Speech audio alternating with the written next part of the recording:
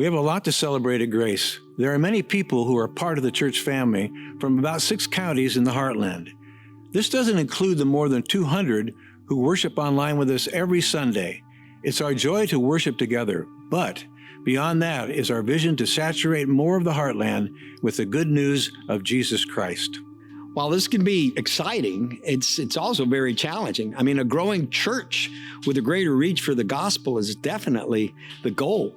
But I think we would all agree that even good growth can at times, it can create some challenges. You've probably noticed, especially during certain times of the year, that our campus facility here can get very uncomfortable.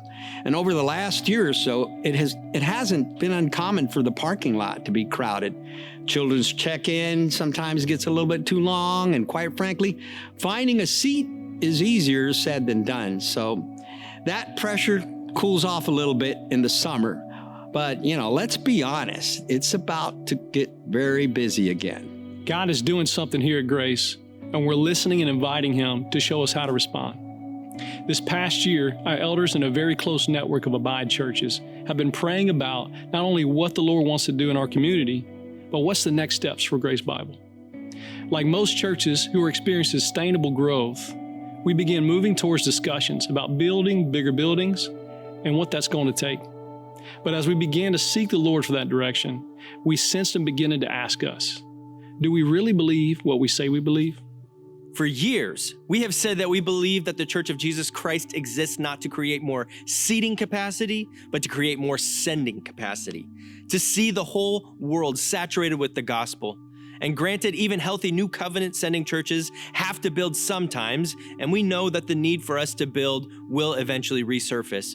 But as we have continued to pray and seek the Lord, we have grown in the conviction that the Lord is calling us to multiply the kingdom through church multi-siting and church planting. Having little to no experience with this, we knew that in addition to praying, our right next steps were to ask for help from churches around the country that have healthy multiplication models.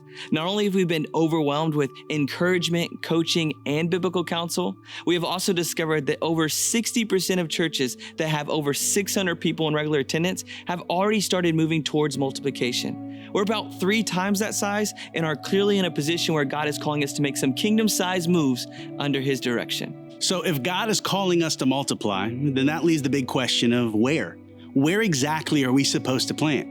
Now, as I get to that, check out this heat survey on the screen that gives us a rough depiction of where our GBC family comes from. Like we often say, Grace, you guys are already everywhere. You can see just how broad the scope of our church family is and just how far some folks are traveling to be a part of our family. As we've learned this about ourselves, we've also learned that the ability for someone to participate in the daily life of the church drastically declines when they live more than 20 minutes away. Sure, they can make it to the weekends and special events, but the ability to be an effective missionary who participates in the daily life of the mission of the church while still being able to invite their not yet believing friends to join in, it really drops off the further away they get from the mission station that we call Grace. So that brings us to where God is calling us to multiply first. We say first because we believe that this is just the beginning of what the Lord is about to do. On that heat survey, you may have noticed that one of our largest GBC communities, driving the furthest to Grace, is coming from Lake Placid. We have about 350 people that are a regular part of our church family that call Lake Placid home. Many of those people are driving 40 minutes or more to be an ongoing part of Grace. We have also learned that there are nearly 23,000 people in our county with a Lake Placid address, with less than 3,000 of them participating in the life of any church.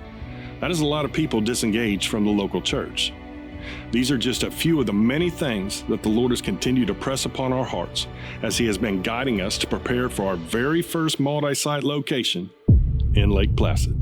Now you may be asking yourself, multi-site? What is that? Well, much like the word implies, we are going to be one church in 2 locations. As a result, we believe that there will be growth in both of our locations as we will be better situated to reach our own neighborhoods and communities with the gospel. You may also be asking yourself, Lake Placid? Aren't there already great churches in Lake Placid? And the answer to that is yes, there are. But this isn't about competing for greater market share of already churched people. That would be a waste of our time. This is about working together to reach the many who do not yet know Jesus. And guess what? We're not in this alone. in this kingdom vision.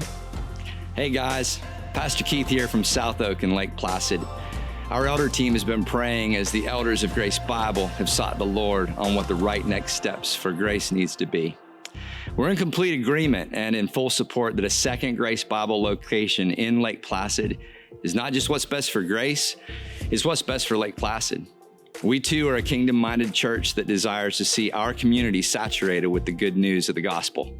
Far too many of our own friends and neighbors are searching for something and do not yet know that Jesus is the answer. We look forward to linking arms with Grace Bible as we work together to bring the good news of Jesus to the Lake Placid community. We look forward to welcoming you to the neighborhood. So here we go, Grace family, trusting the Lord each step of the way. As for the timelines, that's totally in the Lord's hands, but we are praying through that and a variety of other details, but wanted to bring you into the conversation to share what God had been revealing and ask the family of Grace to pray diligently that the Lord would continue to give us all an ear to hear His clear direction for His perfect timing. This is just the beginning of something extraordinary, but the best is still yet to come. And may His kingdom come and His will be done in the heartland as it is in heaven.